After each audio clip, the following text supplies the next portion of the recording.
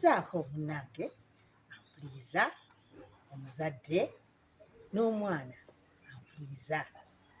Amannya gange nga bulijjo nze Maama Masuuna.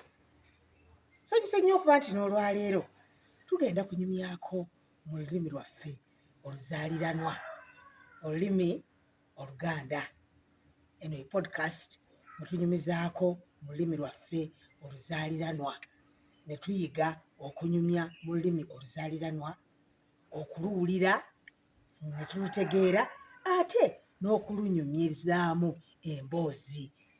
Wamma ggwe ne tusanyukirako mu lulimi lwaffe oluzaaliranwa. Olwaleero nkuleetedde kkapa yange. Kkapa yange yiiyaawo. Kkapa yange yazadde obwana. Munnange yazadde obwana 4. 1, 2, 3, 4. Obwana 4. Kkapa obwana 4 bulamba ne buzaala. Obwawe naawe oyinza okububala. Kati buwezezza wiikisi 2. Obwana bwange bukyali buto. Buubwo awo bwebase, oyinza okubulaba. Buubwo mbukuleeteddeko naawe bulabeko. Bwebase. Bannange obwana bwebaka. Ate nno oyinza okulowooza nti bwakeebaka kati. Nedda, obwana era obwedda bwebase. Ngezezzaako n'okubuzuukusa naye ng'obwana tebuzuukuka. Obwana bwebase. Buubwo naawe obulabe. Bwebase era obwedda bwebase. Ne bwengezaako okubuzuukusa mwatu era busigala bwebase. Simanyi oba naawe olina kkapa. Kkapa obwana bwayo bwebaka nnyo. Kaakati nno bw'oba weetegerezza buyinza okuzuukukamu akaseera katono bwe kati ne buzuukuka ne buyonka. Bwe mubala okukkuta era ne bwebaka. Ne bwebaka. Ne bwebaka. Obwana bwebaka. Nze nagenda ne neebuuza nti obwana bwa kkapa naye lwaki bwebaka nnyo bwe butyo? Nagamba kannoonyerezeeko. Ne nnoonyerezaako. Bwe nnoonyerezaako nga obwana buno Mukama yabuwa otulo olw'ensonga.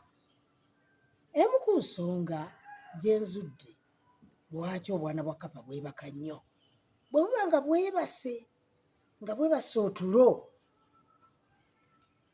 muli bukula, obwana bukula ne buwanvuwa, bukula ne bugejja nga bwebase.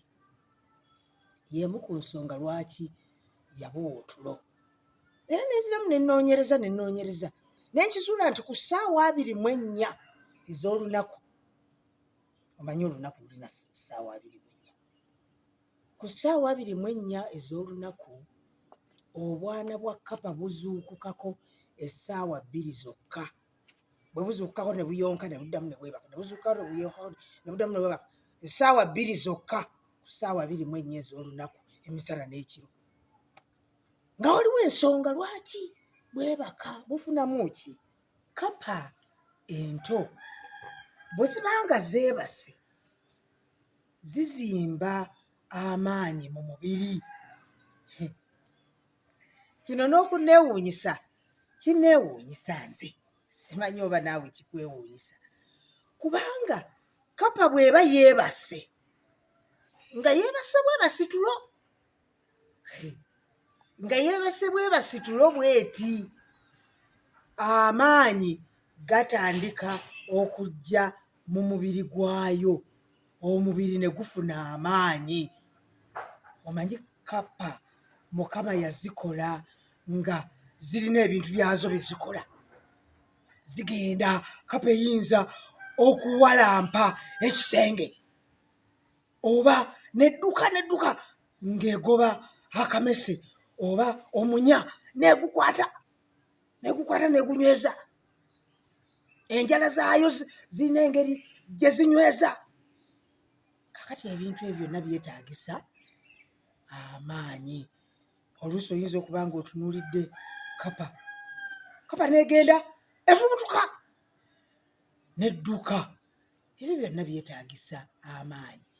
Kaakati kapa ento bw'ebanga nga yeebase omubiri guzimba amaanyi ago ageetaagisa mu bulamu bwayo n'amagumba gaayo nago ne ganywera ne gaba nga g'amaanyi.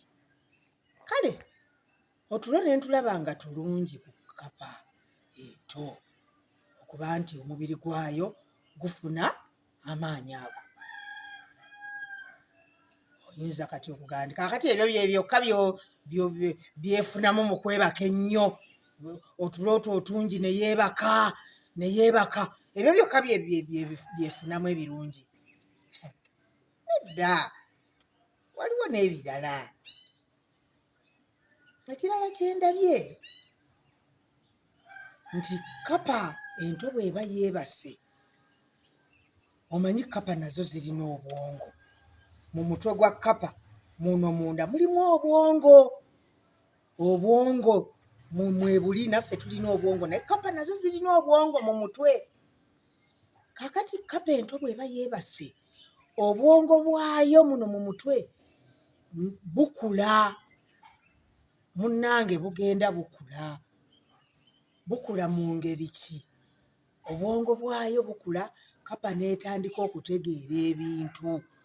N'etegeera nti wano w'ewaka waffe we tubeera.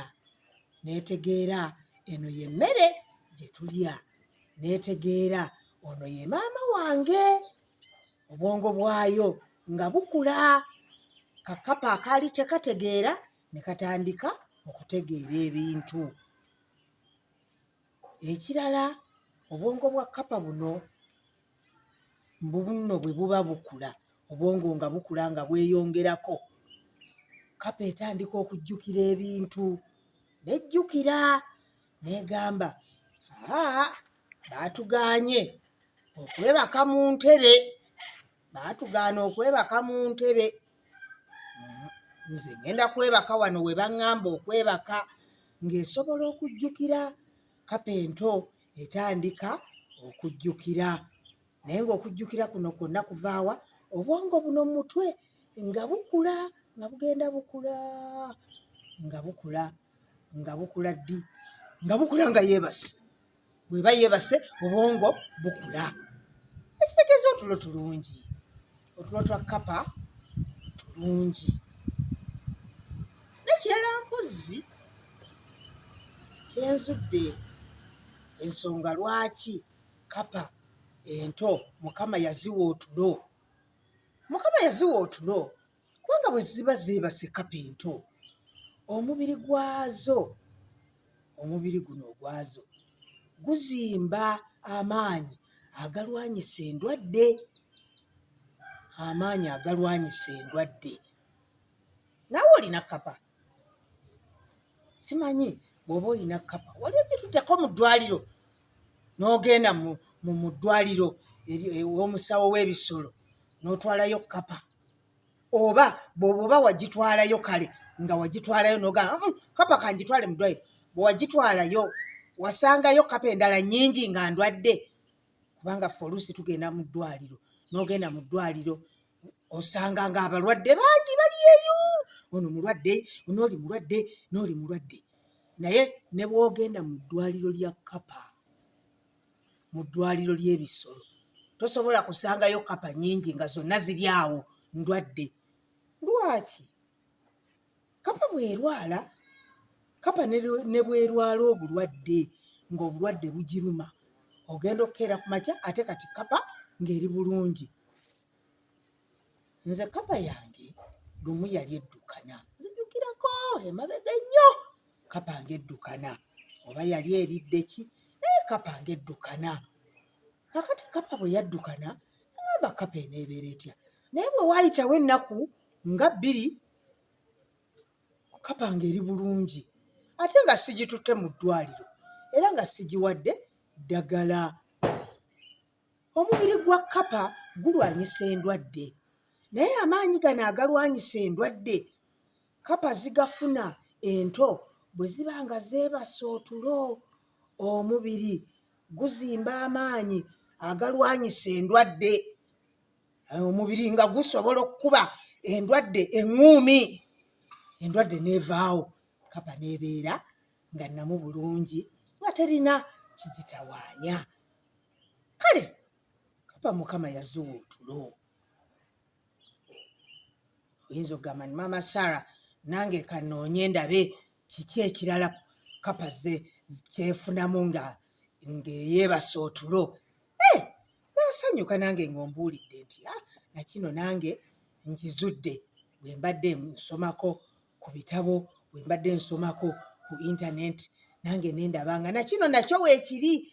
Kapa bw'eba yeebasa otulo efunamu ekintu bwekiti ne bwekiti ekirungi. Nja kusanyuka ng'ombuuliddeko. Nyigakaawo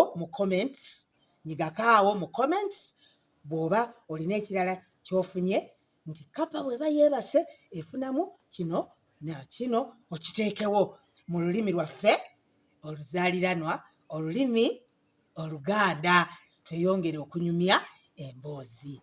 Mu comments awo mpozi n'ekirala omuwuliza waffe osobola okukoonako ku like, osobola okukoonako ku subscribe, oba osobola okukoonako ku share ne banno n'obabuulirako.